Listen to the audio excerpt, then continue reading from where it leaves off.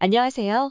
문화기자 이재호의 역사가 있는 풍경. 왕릉제양에서 엿볼 수 있는 조선 500년 역사의 비밀. 지금부터 세종대왕신문 2021년 7월 19일자 글쓴이 이재호님의 글을 전해드립니다. 조선 왕릉제양은 건국 후 오늘날까지 600여 년 이어져 오는 전통입니다.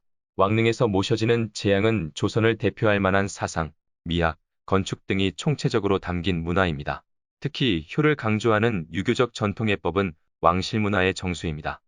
조선은 왕이 주도적으로 왕릉에 참배하고 제양을 모심으로써 백성들에게 효와 예의 모범을 보였습니다.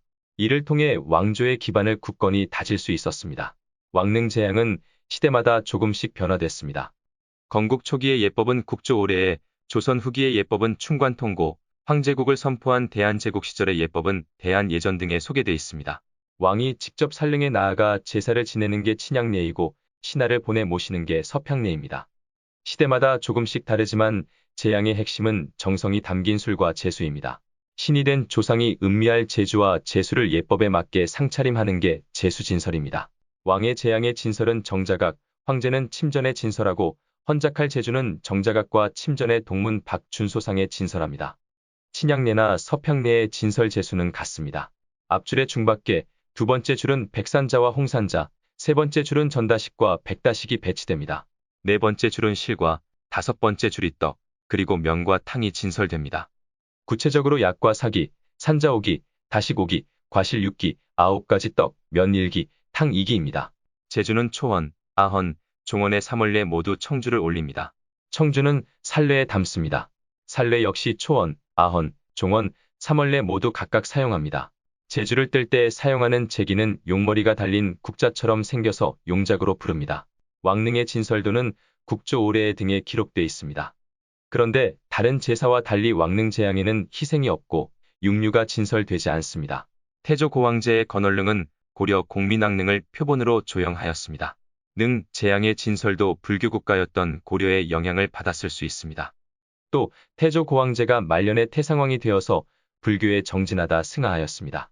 이 같은 상황이 왕릉 제양의 진설에 희생이 없는 것으로 추정해 볼 수 있습니다. 그러나 추정일 뿐 육류가 진설되지 않는 이유를 정확히 알 수는 없습니다. 왕릉 제양의 제수를 담는 제기인 우리의 모양은 단순한 듯 하면서도 위엄과 엄숙함이 있습니다. 향로에는 왕실의 상징인 용머리가 장식되어 있습니다. 술잔인 작은 천, 지, 인의 의미인 세 개의 발이 달린 새의 모양을 본떠 제작됐습니다. 부리와 꼬리 사이에 짧은 기둥이 있는데 한쪽에는 용머리 문양이 새겨져 있습니다. 왕릉 제양의 제수는 소박하지만 제수 하나하나의 의미가 담겨 있습니다. 사가 제사인 사대부가의 제상 차림은 가가래라고 합니다. 가문에 따라서 다르지만 육적, 계적, 어적을 비롯한 제수를 고임으로 높이 쌓아 올리고 싶어하는 게 보편적입니다.